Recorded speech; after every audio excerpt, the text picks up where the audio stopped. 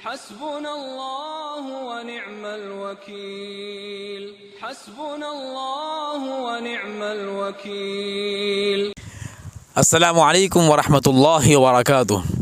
ہم لوگ اس وقت میں موضع اڈبال تعلقہ چڑگپا کرناٹک میں ہیں، اور یہ آپ دیکھ رہے ہیں، یہ گنے کا کھیت ہے۔ یہ ہمارے دوست غلام نبی صاحب کے والد صاحب کا کھیت ہے۔ ماشاءاللہ اس میں گنا دیکھ رہے ہیں آپ، ابھی چھوٹا ہے، یہ بڑا ہوگا، اور بڑا ہونے کے بعد میں پھر گنا یہاں سے اس کو نکال کر شوگر فیکٹری میں بھیجتے ہیں، وہاں سے شکر بنتی ہے۔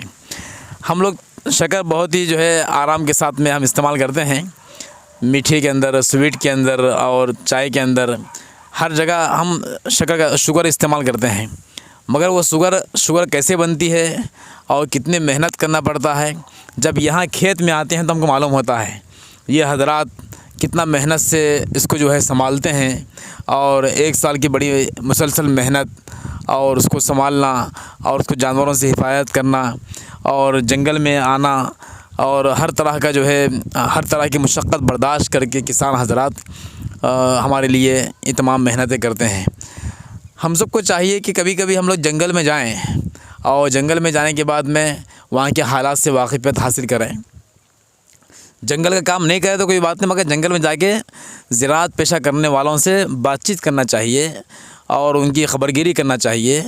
یہ ہم دیکھتے ہیں سٹی کے اندر، کبھی ہم پوچھتے ہیں بچوں سے، کبھی کھیت گئے تھے کیا، کبھی کھیت میں جا کر دیکھے آپ جنگل میں کیسے گیہوں بنتا ہے، کیسے چاول بنتا ہے، کیسے گنا بنتا ہے، تو بچے کہتے ہیں ہم کو معلوم ہی نہیں ہے۔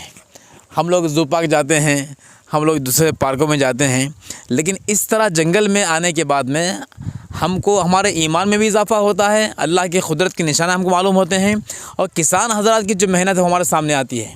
اب دیکھیے، یہ بغیر شوگر کے، بغیر شکر کے کوئی چیز نہیں بنتی ہے۔ سویٹ کے اندر، چائے کے اندر، دودھ کے اندر، ہر چیز میں استعمال کرتے ہیں، مگر یہ گنا دیکھیے بہت بڑا، بہت دور تک ہے، یہ وہاں تک ہے۔ تو اس وقت بارش ہو رہی ہے، ہم وہاں تک جا بھی نہیں سکتے، بہت کیچڑ بھی ہے یہاں پر۔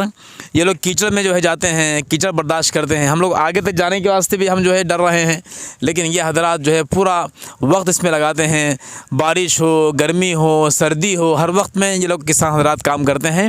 تو ہمیں جب ہمارے سامنے روٹی آتی ہے، گیہوں کی روٹی یا چاول جب ہم کھاتے ہیں یا چائے پیتے ہیں، تو تھوڑی دیر ہم رک کے سوچنا چاہیے کہ یہ چیز ہمارے تک کیسے پہنچتے، کیسے ہمارے گھر میں آئی، اور کتنے لوگوں کی محنت اس کے اندر درکار رہی ہے۔ ہم یہ سوچیں تو کسان حضرات کی محنت بھی ہمارے سامنے آئے گی، اور اللہ تعالیٰ کی قدرت کے کرشمے ہیں وہ ہمارے سامنے آئیں گے۔ اب دیکھیے پورا کتنا بڑا کھیت ہے، یہ مختلف انداز کی چیزیں یہاں پر موجود ہے، اور مختلف چیزیں یہاں پر بنی ہوئی ہیں۔ یہ کیا چیز ہے نہیں بھائی؟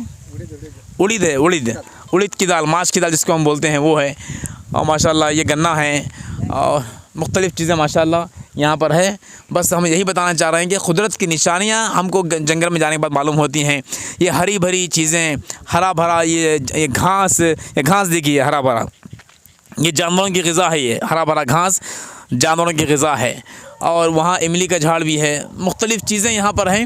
جب ہم دیکھتے ہیں تو معلوم ہوتا ہے کہ اللہ تعالیٰ نے کیسے زمین کے اندر طاقت رکھا ہے، کیسے زمین کے اندر جب بیج ڈالتے ہیں تو وہاں سے تمام چیزیں نکلتی ہیں، اور انسان کے کھانے کے کام آتی ہیں۔ بہرحال اللہ تعالیٰ کی نشانیاں ہم آپ کو بتانا چاہ رہے ہیں، اور ساتھ ساتھ کسان حضرات کی محنتیں وہ آپ کے سامنے ہم بتانے کے واسطے یہ تفصیل آپ کے سامنے بتا رہے ہیں۔ اللہ تعالیٰ سے دعا ہے کہ کسان حضرات جو کام کرتے ہیں، اللہ تعالیٰ ان کو بہتر سے بہتر بدلہ عطا فرمائے۔ السلام علیکم ورحمۃ اللہ وبرکاتہ۔